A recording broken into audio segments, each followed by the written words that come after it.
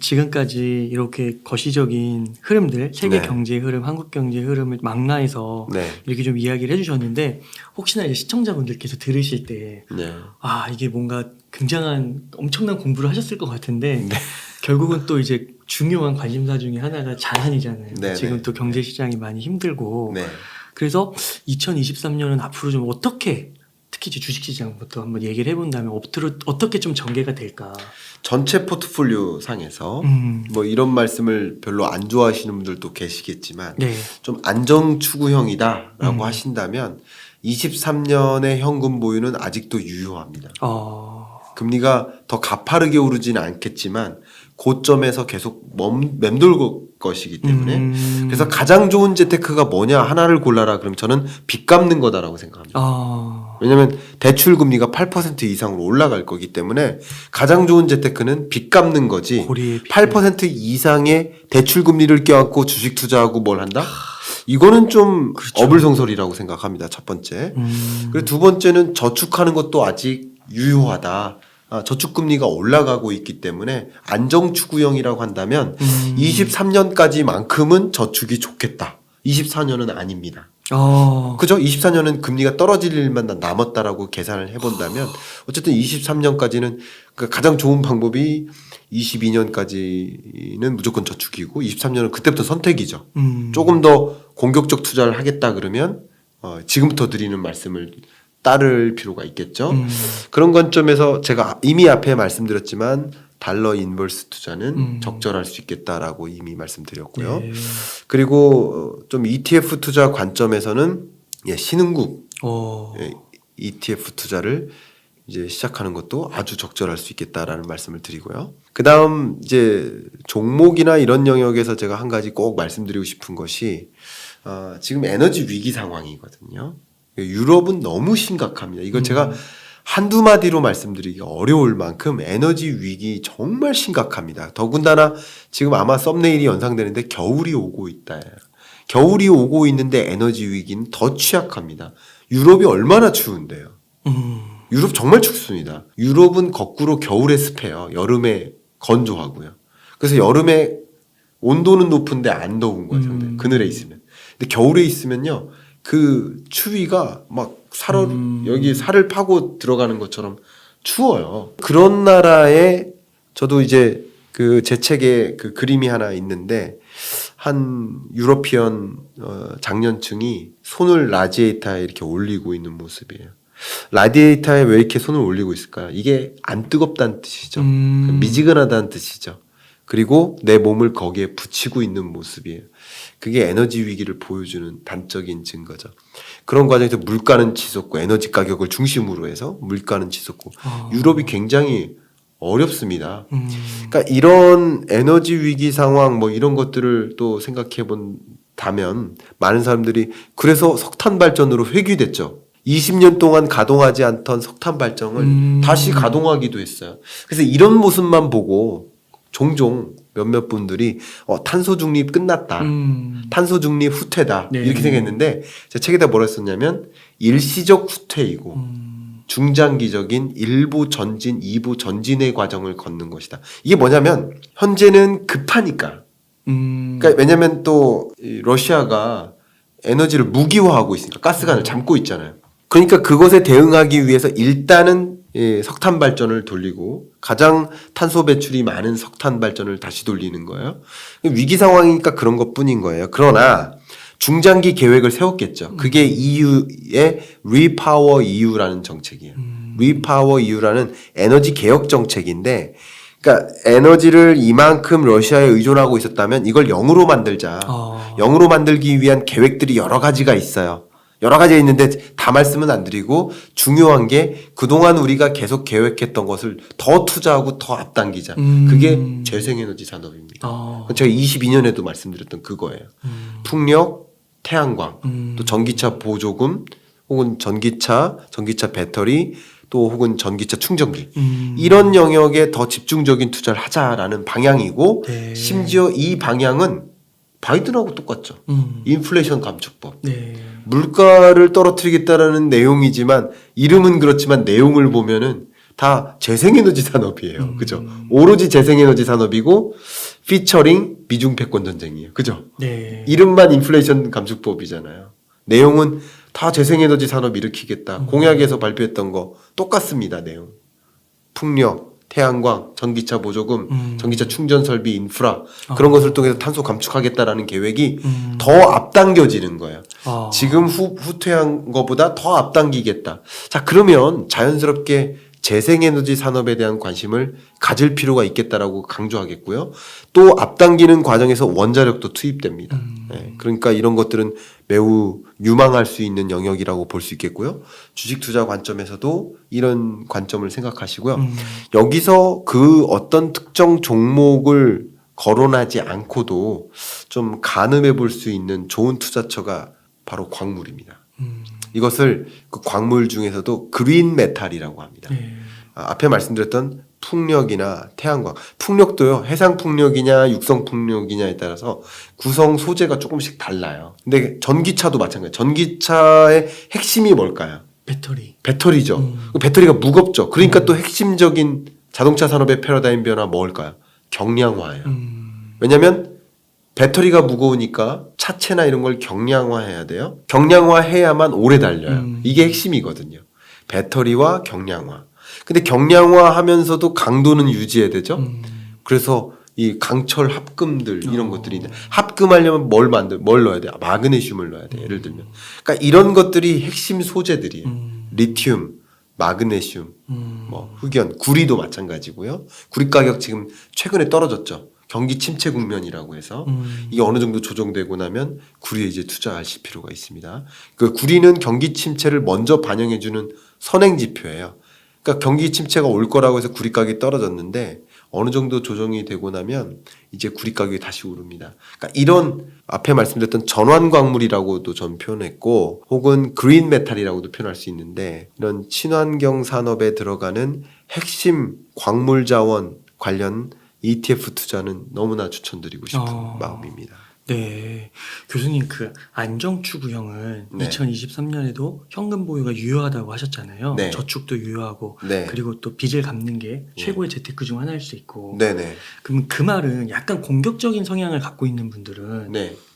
그러니까 이런 건가요? 이게 2023년에 막 주식지 지수가 막 엄청 오르는 건 아니지만 네. 그래도 슬금슬금 조금씩은 오를 수 있는 가능성을 염두에 둘 수 있는 건가요? 네, 맞습니다. 그런 그러니까 22년 끝자락을 저점으로 보고 있고 그 이유는 기준금리의 고점으로부터 6개월 전 적어도 그 지점부터는 그래도 선 반영됐다라는 표현을 다 할 겁니다. 그러니까 선 반영됐다는 표현이 정말 대세가 되는 그런 지점은 금리 인상의 변곡점 그 지점인 거죠. 그러니까 이런 것들이 다 맞물려서 11, 12월 뭐 이렇게 되는 거예요. 달러도 그렇고 여러 가지 면에서. 그래서 그렇지만 주가가 저점을 찍고 반등하긴 할 수 있겠지만 반등세가 좀 미약한 거예요. 이게 왜 그러냐면 22년은 실적과 무관한 장세였죠. 근데 23년은 실적 장세. 실적이 안 좋다고요. 그 대표적인 사인이 앞에 말씀드렸던 애플인 거죠. 애플 매출액이 줄 거 아니에요. 생각했던 것보다. 그리고 애플만 줄겠습니까? 다 줄어요. 경기 침체 오니까 소비 지출도 줄고요. 뭐 특정 산업들은 기회들이 많겠죠. 예를 들면 여행 같은 경우도 지금 우리나라 평상시 나가는 그 여행객 수에 비하면 정말 많이 드라마틱하게 지금 200% 급증한 거 맞습니다. 전년 동월 대비. 그럼에도 불구하고 여전히 반도 안 왔어요. 그러니까 여전히 그 지점까지는 올라갈 가능성이 높은데 그러려면 23년에는 어느 정도 기대할 수 있죠. 그런 영역들은 분명히 있습니다만 전반적으로 경기 침체라는 것은 안 좋겠다 이렇게 보는 게 맞겠고요. 오히려 이제 이 경제 성장률을 상회하는 그런 매출액이 가능한 실적, 그런 실적, 이제 실적이 가장 중요한 지표가 됩니다. 실적 발표가. 그러니까 앞에 말씀드렸던 친환경 산업, 뭐 재생에너지 산업 이런 영역이라고 생각합니다. 그러니까 완전 좀 바닥을 잡아보겠다 막 이런 사람들은 뭐 좀 일찍 들어갈 수도 있지만 더 떨어질 수도 있는 거고 또 아직 금리 인상이나 또 이제 아직까지도 이게 정리되지 않은 이슈들이 있기 때문에 안정추구형 하시는 분들은 그런 것보다는 예. 바닥을 잡으려다가 지하를 갈 수도 있으니까 맞습니다. 오히려 이렇게 말씀해 주신 대로 현금 보유를 늘려가는 전략이 유효하다. 너무 좋고요. 그리고 항상 제가 투자 관점에서는 여러분께 기회비용을 고려하시라고 말씀드리잖아요. 기회비용. 기회비용. 무슨 말이냐면 그냥 저축해놓고 돈을 묻어놔도 예를 들어서 5%대의 그쵸. 수익을 본다 그러면 굳이 생고생해서 하루 종일 막 맞아요. 이러면서 종목 골라가면서 주식 투자할 필요가 있느냐. 몇 프로 낮아도 되죠. 예, 그렇죠. 그런 면에서 그럼 5%라는 것을 이게 기회비용이라고 고려한다면 적어도 여러분은 10%는 벌어야 그렇죠. 똔똔이 아닙니다. 그렇죠. 다시 본전 왔다고 이제 만족하는 게 아니라 5% 이상의 수익을 무조건 봐야만 주식 투자에 의미가 있기 때문에 그런 면에서 이제 여러분들이 굳이 주식 투자를 적극적으로 할 필요 23년은 그렇다는 거죠. 네. 근데 24년 예를 들어 20년처럼 혹은 24년처럼 금리가 이제 떨어지는 시점에는 전반적으로 주가가 그래도 올라가는 시점일 테고 그리고 저축하는 게 의미가 없어요. 금리가 떨어지니까. 그렇죠. 그럼 상대적으로 5%만 벌어도 이건 땡큐인 거죠. 그죠? 그런 장에서는 그러니까 국면을 봐야 된다는 거죠. 그래요. 계속 제가 강조하는 것은 기회비용을 고려하면서 투자 의사 결정을 한다 그러면은 그렇다면 여러분들이 좀 너무 적극적으로 투자할 만한 그런 시점은 아닐 수 있겠다. 주식 투자가 네. 물론 기회들은 분명히 있겠다. 이렇게 생각합니다. 아, 네. 교수님 너무 명쾌한 것 네, 같습니다. 감사합니다. 지금 22년 하반기 10월, 11월 부동산 시장을 만약에 명명해 본다면 그 부동산 시장의 이름은 거래절벽인 겁니다.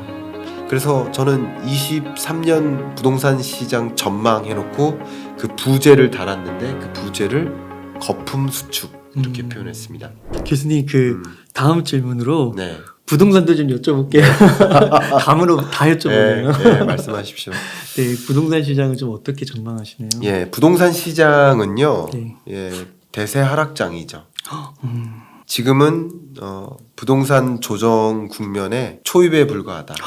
그래요. 네. 지금 이렇게 많이 떨어졌는데요. 그러니까 이제 주간 아파트 평균 매매 가격 등락률을 기준으로 했을 때 최근 마이너스 0.01%를 기록하다가 근래에 마이너스 0.02, 마이너스 0.03까지 내려왔습니다. 근데 이 부동산 시장은 가장 중요한 특징이 제가 이미 말씀드렸듯이 동행성이에요. 돈의 이동이라는 관점에서 돈의 이동의 속도가 느려요. 그러니까 추가적으로 말씀 안 드려도 이해하시죠. 네. 주식이나 달러나 이런 것들은 돈의 이동이 먼저 선반영돼서 선행성이 있는데 상대적으로 부동산 시장은 시중금리와 연동돼서 움직이는 경향성이 강하기 때문에 오히려 시중금리가 고점일 때 부동산 조정률이 더 클 거라고 보는 거예요. 그 밖에 제가 부동산 정책적인 얘기는 오늘은 제가 안 하도록 하겠습니다. 아마 다른 부동산 전문가분들이 더 많이 말씀해 주셔서 기회적인 요소도 있고 아닌 것도 있겠지만 자, 근데 생각해 보면 기준금리보다 시중금리가 조금 후행적인 경향성이 있어요. 물론 선반영해서 은행들이 움직일 수도 있지만 얼마 전에 금융정책이라는 관점에서 예대금리 차를 공시하라. 전국은행연합회 홈페이지에 공시해라. 그래가지고 좀 난리가 났었죠. 그리고 기자들이 쌍불을 켜고 있습니다. 뭐라고? 랭크를 정해요. 예대금리 차가 제일 높은 은행이 이번 달엔 누구야? 그러면 기사가 딱 나면 은행들 민감하잖아요. 우리가 나쁜 은행이네. 이런 표현을 받고 있잖아요. 이렇게 이자 상환 부담 때문에 경기 침체 때문에 모두가 내피배 시대라고 힘들다고 하는 시점에 얘는 이자 장사하네. 이런 컨셉에 그렇죠. 기사가 있으면 민감하거든요. 은행장님께서 민감하시거든요. 그러니까 당연히 이렇게 금리 인상을 선반영할 수 없는 시점이에요. 지금 현재로서는.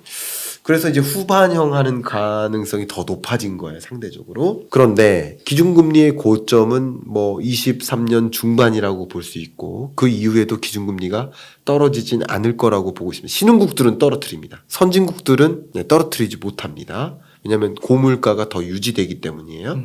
자, 그런 국면에서 생각을 해본다면 이 시중금리는 22년 끝자락보다 더 높아질 가능성이 높죠. 그러면 자연스럽게 매도자들은 얼마나 불안할까요? 집을 투자했던 투자자들, 특히 갭 투자자들 얼마나 불안할까? 한번 생각해 보세요.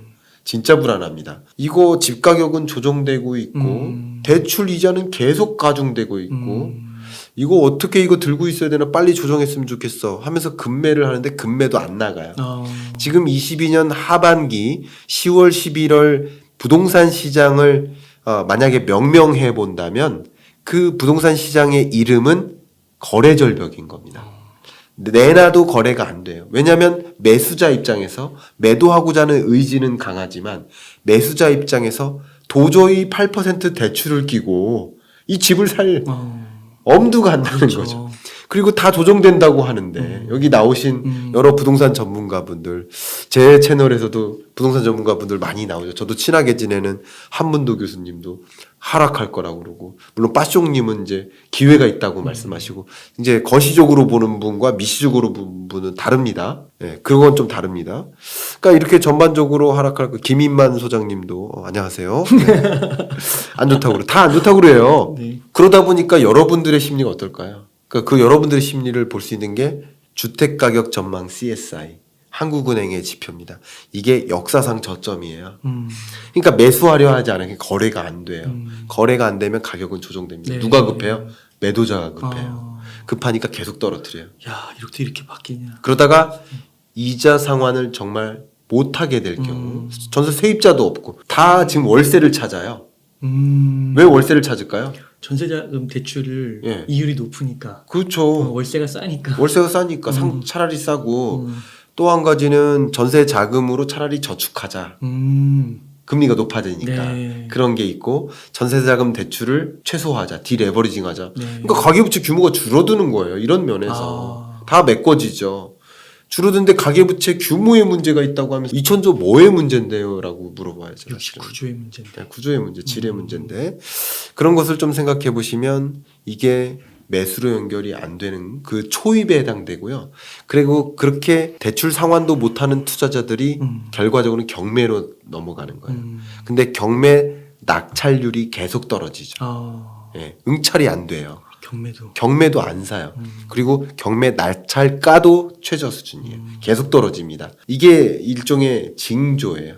거품이 꺼지는 현상. 그래서 저는 23년 부동산 시장 전망해놓고 그 부제를 달았는데 그 부제를 거품 수축 이렇게 표현했습니다. 이게 왜 그러냐면 폭락은 아니다. 폭락이라고 해야 우리 썸네일 탁 해가지고 더 많이 보시지만 썸네일에는 폭락 이렇게 물음표 하시면 될 것 같아요. 폭락? 뭐 이렇게 폭락 오나? 네. 언제 오나? 뭐 이렇게 하면 되겠죠. 근데 제가 드리고 싶은 이야기는 뭐냐면 2019년 이후로 부동산 매매 가격 20년 1월부터 해서 오르기 시작했습니다. 그리고 오르고 21년에도 오름세를 유지했죠. 그리고 22년부터 조정인데 여전히 가격으로 치면 20년은커녕 21년 중반도 안 돼요. 거기까지도 안 떨어졌어요. 그러니까 떨어질 것이 훨씬 많다예요. 그럼 20년, 21년 동안의 모습이 뭐예요? 풍선에 바람 부는 거예요. 풍선에 바람을 부면 풍선이 뚱뚱해지죠. 물론 공기의 무게가 0이라고 한다면 무게가 커지나요? 무게가 무거워지나요? 0인데 안 무거워지죠. 안 무거워지죠. 무게는 그대로인데 부피만 커지는 거잖아요. 맞죠? 네. 내가 살고 있는 집에 삶의 가치가 높아집니까? 한 2, 3년 동안? 아니요. 아니죠. 똑같죠. 네. 살고 있는 집 이사 안 갔으면 똑같죠. 근데 그 집 가격은 올라간 거잖아요. 이거하고 뭐가 달라요? 그게 거품입니다. 그게 버블이에요, 버블. 근데 버블이 형성됐던 이유가 뭐예요? 저금리, 제로금리, 유동성 공급.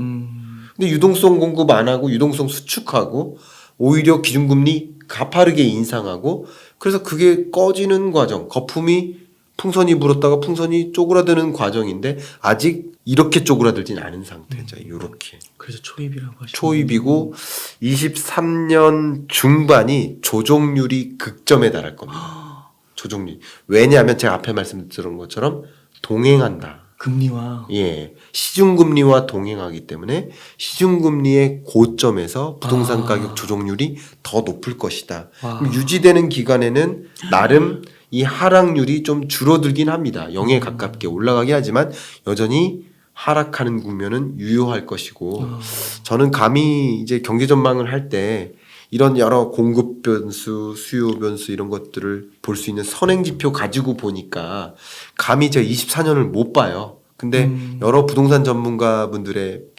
진단, 그리고 저도 이제 진단을 해보면 역사적으로 조정되는 국면은 보통 3년 정도 가거든요. 역사적으로. 그래서 저는 4년, 5년을 제가 못 보지만 이런 것을 그냥 통괄적으로 얘기를 해본다면 내 집 마련의 시점을 조금 더 보수적으로 뒤로 미루셔라. 지금 좀 금매 있고 뭐 경매 많고 이렇다고 내 집 마련의 시점 떨어졌으니까 사자. 이런 감정보다는 조금 더 보수적으로 23년 중반 이후로 늦추셨으면 좋겠다. 그 중반 그 전에까지는 제 채널뿐만 아니라 우리 웅달 채널을 통해서라도 그 이야기는 제가 꼭 전달해 드릴 테니까 그 지점으로 좀 늦춰주시는 게 좋지 않을까. 내 집 마련의 시점을. 네, 그렇게 의견을 올리고 싶습니다. 그럼 22년 지금이 초입이라고 하면 조금 길게 보면 한 2025년까지도 볼 수가 있겠네요. 네, 길게 보면 25년까지인데 제가 24년과 5년에 대해서는 제가 코멘트하진 않겠습니다. 제가 그 데이터로 분석해가지고 얘기를 했는데 데이터 없이 얘기하는 것은 이제 상상이니까 그리고 저는 개인적으로 과거에 그랬기 때문에 앞으로도 그럴 거야. 이 얘기를 싫어해요. 어제 풀었던 그 공식으로 오늘 마주한 그 공식을 풀 수 없어요. 그 공식은 버려져야 돼요. 그렇기 때문에 역사적으로 그랬으니까 앞으로도 그럴 거야. 이런 얘기는 제가 별로 안 좋아합니다. 그러나 저는 23년에는 조정 국면인데 여러 부동산 전문가들도 이 조정은 3년 정도 유효하다고 하니 그것까지 참조를 해 본다면 제가 여러분 저는 내 집 마련 준비하는 사람이 아니니까 입장을 바꾸지 못하지만 입장을 바꿔서 생각해 본다면 그래서 23년 중반까지는 더 기다렸다가 그때 다시 한번 투자 시점을 고려하는 게 어떨까. 그냥 23년 중반이면 제가 24년 중반까지를 좀 나름 들여다볼 수 있는 선행 지표들이 또 생기거든요. 네. 그때쯤에 또 말씀드리더라도 그렇게 의견 드리겠습니다. 교수님께서 이런 개념, 선행성, 동행성 네. 이런 개념 구분이 너무 좋은 것 같아요. 그러니까 이런 개념을 머리에 탑재를 하면 너무 이제 보는 시야가 분명해지니까요. 네. 클리어해지니까. 그래서 감사합니다. 시청자분들께서 진짜 이런 곡 진짜 꼭 한번 공부해 보시고 진짜 또 부동산은 큰 자금이 들어가는 거니까 이러한 개념을 잘 탑재하시면 너무 좋을 것 같아요. 글에다가 뭐라고 썼냐면 정말 속상해서 그런 말씀 던졌어요. 뭐라고 썼냐면 책 보시면 그 문구가 나올 겁니다. 콩나물 수천 번 깎으면 뭐합니까? 콩나물 500원씩 1000번 깎으면 뭐합니까? 그거 얼마입니까? 부동산 한 번 잘 사면 돼요. 그리고 그렇게 복잡하게 살아야 됩니까? 1억 떨어지더라도 나 어차피 그 집 살 건데 그냥 내 집인데 나 투자 목적 아닌데 그냥 떨어져도 괜찮아요. 저 그냥 살면 되지 않습니까? 라고 하시는데 그게 복잡한 게 아니라는 거죠. 1억 모은다고 생각해서 얼마나 복잡한가. 제가 개인적으로 별로 안 좋아하는 그런 재테크 뭐 이런 인사이트 중에 얼마 모으기 이런 거 저 별로 안 좋아하거든요. 솔직히. 아무 의미 없다고 생각하는 사람이거든요. 3천만 원 모으기, 5천만 원 모으기. 저는 이런 거 별로 안 좋아해요. 근데 그 3천만 원 모으는데 그 모든 열정을 다해서 공부하고 막 아끼고 힘들고 그렇게 살아갔는데 1억 더 주고 사고 1억 덜 주고 사는 거는 그거에 비하면 아무 노력이 아닌 거예요. 여러분 한번 제가 콩나물 수천 번 깎으면 뭐 합니까? 제가 말씀드린 게 그거예요. 그런 표현을 넣었어요. 그죠? 네. 동의하신다면 부동산 시장에 대한 전망, 금리 전망, 부동산 전망 이거 갖고 가져가셔야죠. 네. 교수님 그 기준금리가 예를 들어 뭐 4.5에서 정점을 찍은 거예요. 네. 바로 내려오는 경우는 없나요? 없습니다. 그러면 연준 의장은 물러나야 됩니다. 만약에 그러면 왜 올렸냐라는 얘기예요. 그렇죠. 네, 그래서 물러나오는 거고. 물론 있습니다. 있는데 그러면 뭐 팬데믹 위기 같은 거, 뭐 우리나라에 갑자기 전쟁이 터지고, 북한에서 핵폭탄을 쏘고 예를 들어서 뭐 그런 급의 뭐 정말 거대한 변수, 예를 들면 팬데믹 위기 아니면 전쟁 위기, 우크라이나 전쟁 그런 급의 뭔가 이슈가 등장해서 경기가 엄청나게 침체된다. 그리고 물가는 잡힌 상황이다. 그러면 어제 올렸는데 갑자기 긴급 소집 회의해가지고 오늘 내립시다 이렇게 할 수도 있어요. 물론 있습니다. IMF 때도 그랬어요. IMF래요. 팬데믹 위기 때도 2020년 겨울에 긴급 소집 회의에서 금리 인하고 했잖아요. 그런 건 있을 수 있어요. 그러나 그런 이변이 없는 한 기준금리는 유지됩니다. 제가 상식적으로 말씀드리면 물가는 상승하죠. 물가 상승해요. 시중금리도 상승해요. 근데 기준금리는 인상하는 거예요. 뭐의 차이입니까? 사람이 결정하는 게 금리예요. 기준금리. 사람이 결정하는 거니까 인상 인하한다, 동결한다라는 표현을 쓰고 나머지 대부분의 변수들은 상승하고 하락하는 거 시장에 의해서 보이지 않는 손에 의해서 결정되어지는 거예요. 그 용어에 그런 뜻이 있는 거군요. 예, 그래서 가끔 예, 제가 이 오지랖 때문에 머리 깎으러 갔는데 물가 인상으로 가격을 상승시켰습니다. 라고 이렇게 써놓으셨더라고요. 제가 거짓말이 아닙니다. 그래서 제가 그게 아니라 물가는 상승하는 것이고 가격은 인상한 겁니다. 본인이 결정했으니까. 야, 저는 문제의식을 못 느낄 것 같은데요. 아, 그래요? 아, 근데 네. 저는 이제 이게 직업병인 거죠. 와. 죄송합니다, 여러분. 아닙니다. 직업병이니까 그런 건데, 네. 제가 드리는 의견은 이게 뭐냐면, 인상한 거기 때문에 금방 인하할 수 없다는 거예요. 그만큼 물러날 행동을 한 거예요, 나쁘게 얘기하면. 그 책임 있는 자가, 아니, 기준금리 인상 인기 없는 정책인 거 제가 여러 차례 말씀드렸죠. 볼코 시대랑 비교해 가면서 파월의 의견을 제가 여러 차례 웅달님하고 말씀드렸었죠. 그러리만큼 금리 인상이라는 것은 굉장히 인기 없는 정책이고, 한 아이가 울면서 편지 써가지고 볼코 의장님 금리 좀 내려주세요. 우리 아버지 실직해가지고 자살하셨어요. 이렇게 인기 없는 정책인 거예요. 금리 인상이라는 것은. 여러분 다 싫어하시잖아요. 주가 떨어지고 전반적으로. 그러니까 그렇게 인기 없는 정책을 단행하고 그 다음 달에 갑자기 또 금리 인하 그런 일은 없습니다. 예. 그냥 이변이 없는 한. 그래서 기준금리는 상당 기간 머무르는 겁니다. 그림을 그려보면 2008년에 글로벌 금융위기 때 금리 급격하게 인하하고 제로금리를 계속 유지하다가 2015년부터 2018년까지 금리 인상하다가 한동안 머물 듯 했는데 팬데믹 위기가 와서 인하하고 또 머물 듯 했는데 전쟁 터지고 인플레이션 와서 또 금리 인상. 그러니까 어떤 이변이 있으면 짧아지지만 이변이 없는 한 유지된다. 그러니까 지금으로서는 이변을 우리가 예상할 수 있습니까? 없잖아요. 그러니까 없다라는 전제하에서 전망을 하는 것이고 우리가 통제할 수 없는 변수가 들어오면 그때 수정 전망하는 것이에요. 그렇게 생각하시면 좋을 것 한 같습니다. 6개월, 1년은 유지된다고 봐야 되는 건 거네요. 그렇습니다. 그래야 좀 보수적으로 접근을 할 수 있는 거고. 네, 그렇게 생각합니다. 그러니까 이게 교수님 너무 이게 좋은 게요. 이게 선행성, 동행성 네. 이게 개념이 안 잡혀 있으면 네, 아까 말씀해주신 대로 진짜 콩나물 몇 번을 깎는 것보다 집값 한 번 깎는 게 중요한데 예. 만약에 부동산의 선행성을 잘못 적용하면 네. 지금 덜컥 살 수도 있는 거잖아요. 선반영 됐다고. 아, 그렇죠. 그럼 네. 이거 너무 문제가 주가처럼 이제 주가가 먼저 저점 찍고 네. 올라간다. 그러면 집값도 올라갔나 보다. 예를 들어 이런 식으로 판단하기 시작하면 그러니까 너무 이거 몇 억짜리 몇 억이 왔다 갔다 하는 거죠. 와. 그러니까 이제 제가 개인적으로 좀 속상한 게 여러분께 꼭 책을 사셔라라는 뜻은 아닙니다만 책을 보시기 위해서 이제 이게 도서관에서 빌리시더라고요. 빌려서 보면 줄도 못 긋고 그쵸. 다시 빌려보지도 못하고 소장하지 못하잖아요. 책은 사실은 모으는 겁니다. 책은 읽는 게 아니라 모으는 겁니다. 그런 마음으로 보셔야 됩니다. 그래서 제가 왜 이 말씀 드리냐면 과거 책을 보시면 정말 그랬는지를 확인해 볼 수 있어요. 이렇게 보시면서 정말 과거 책도 보니까 금리 이런 현상 속에 어떤 일들이 벌어졌는지를 충분히 답습하시고 그런 것을 여러분 스스로 공부하셔야 돼요. 그리고 여러분 저 책 말고 정말 훌륭한 책들이 앞에 이렇게 놓여 있는데 이런 책들 정말 제가 아시는 분들 많이 계시네요. 저런 분들은 거기에 일생을 녹여내신 거예요. 적어도 저 같은 경우는 1년을 녹여내는 거예요. 거기서 얻을 수 있는 인사이트는 2만 원 가지고 안 됩니다. 근데 그 2만 원 투자해서 정말 내가 몇 억을 벌 수 있다. 제가 왜 이런 말씀 드리냐면 유튜브 영상만 보고 특히 또 짧은 영상만 보고 혹은 앞부분만 보고 판단해가지고 그렇죠. 책을 안 읽고 그 책 제목만 보고 느끼시는 거예요. 이게 무슨요? 그레이트 리세션이라며 그럼 주가 떨어진다고 생각하시는 거예요. 떨어진다고 얘기 안 했죠. 안 읽은 사람들이 악플다는 거예요. 더블딥도 마찬가지예요. 실물 경제가 2번 충격이 연속된다는 뜻이었는데 이제 주식 투자하지 말라고 인식하고 저는 이제 그때는 주식 투자보다 더 좋은 투자가 있다라는 관점에서 말씀드린 건데 악플 다시는 분은 책 안 보고 얘기하는 거예요. 그런 것들이 너무 속상해서 그래요. 그래서 여러분들이 그 저자의 말을 제대로 이해하고 그 사람의 말을 따라서 투자 의사 결정을 했다 그런다면 책임지고 책을 정말 정독을 2번 정도 하시고 판단하시는 게 맞지. 이 유튜브 너무 중요하지만 이 유튜브 영상만 보고 그냥 저 말이 맞나 보다 하고 투자하고서 내가 생각했던 거랑 다르네. 생각했던 거 다른 게 아니라 여러분이 책을 안 봐서 그런 거예요.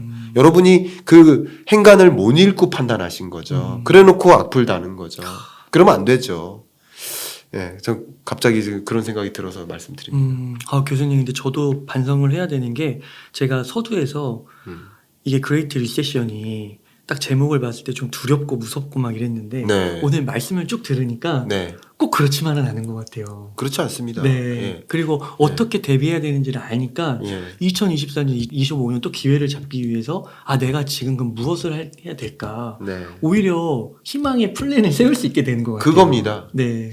부디 책을 사시는 분은 혹은 책을 빌려서 보셔도 좋은데 빌려서 보시는 분은 마지막에 제 인사이트를 정리하면서 비머네스크라는 것을 거론했는데 그 부분을 꼭 한번 읽어봐 주십시오.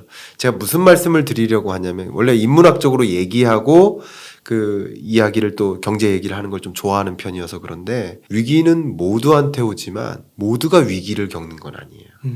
그래서 제가 프롤로그에 철부지라는 단어를 썼어요. 철부지가 뭐냐면요. 철은 한글이고요. 부지는 한자예요. 그런 합성어인데 부지는 모른다는 뜻이죠. 철을 모른다는 거예요. 계절을 모른다는 뜻이에요. 결국 봄이 오고 여름이 오고 가을이 오고 겨울이 오는 철을 알고 농사를 져야 된다는 뜻이에요. 봄에 씨를 뿌려야 된다는 거예요. 겨울이 오면 월동 준비를 해야 된다는 뜻이에요. 철부지는 뭐냐면 그 계절을 구분하지 못하고 엉뚱한 의사결정을 한다는 뜻이에요. 그러니까 봄에는 봄에 어울리는 투자를 해야 된다는 거죠. 그러니까 누구에게는 봄이 오고 누구에게는 겨울이 오는 게 아니에요.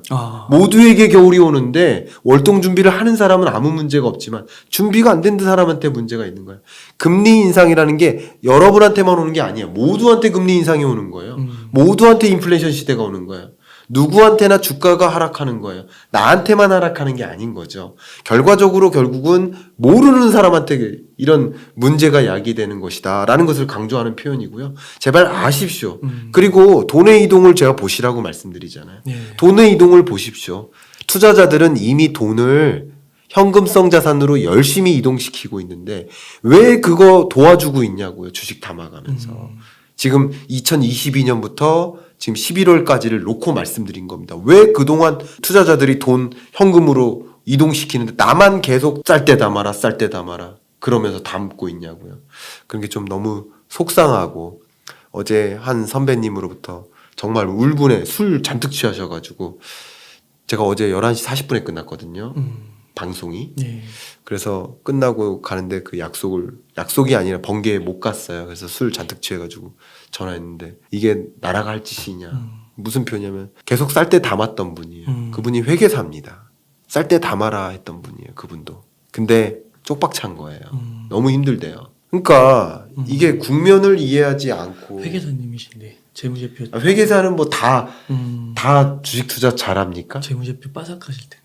제가 삼성 KPMG 경제연구원 출신인데 삼성 KPMG의 회계사가 3,500명입니다. 그럼 다 주식 투자 잘하나요? 국면을 이해하는 사람이 필요해요. 국면을 이해하지 못하고 오히려 회계사일수록 재무제표만 빠져가지고 그 안에서 헤어나오지 못해요. 그런 것들도 제가 회계사가 잘못됐다는 것이 아니라 그러면 안 된다는 거죠. 여러분 회계사일지라도 또 다른 분야의 전문성이 있을지라도 흐름을 보시고 전체의 어떤 그림을 그리시는 노력을 하신다면 여러분 세상이 조금은 만만하고 내가 거만해지는 느낌이 진짜 드실 수 있을 만큼 경제를 좀 보십시오. 재밌을 겁니다, 여러분. 네. 예, 교수님 너무 오늘 바쁜 시간 쪼개셔가지고요. 또 귀한 책도 써주시고 그 책에 개괄적으로 또 이렇게 설명도 해주시고 네. 꼭 책 사서 네. 다시 한번 저도 정독하도록 하겠습니다. 제가 드려야죠. 네. 교수님 그러시면 어떻게 끝으로 시청자분들께 강조하고 싶으신 말씀, 하고 싶으신 말씀 있으실까요? 네, 제가 뭐 책에도 그런 말을 썼지만 2018년에 경제 읽어주는 남자라는 책을 냈고 그때 그 책에다가 어떤 문장을 넣었었냐면 경제를 모르고 투자하는 일은 눈을 감고 운전하는 일과 같다. 이 문장을 썼고 그 이후 발간한 모든 책에 그 문장을 인용하고 있습니다. 여러분들께서 부디 오늘 영상을 통해서 경제를 모르고 운전하는 일이 없도록 졸면서 운전하는 일이 없도록 경제를 모르는 것은 눈 감고 운전하는 것과 같다라는 생각을 가져 주시길 바라고 눈을 부릅뜨고 운전하실 수 있게 그 흐름을 보고 변화를 읽고 변화에 걸맞는 투자 스탠스, 변화에 걸맞는 경영 전략 꾀하시기를 바라는 마음 그렇게 올리겠습니다. 네, 감사합니다, 교수님. 그럼 이 정도에서 오늘 인터뷰 마무리하도록 하겠습니다. 이렇게 해서 그레이트 리세션 2023년 경제 전망에 김광석 교수님을 모시고 이야기를 나눠봤습니다. 긴 시간 동안 유익한 인사이트 아낌없이 나눠주셔서 감사의 말씀드립니다. 오늘 고생 많으셨습니다. 네, 감사합니다. 감사합니다.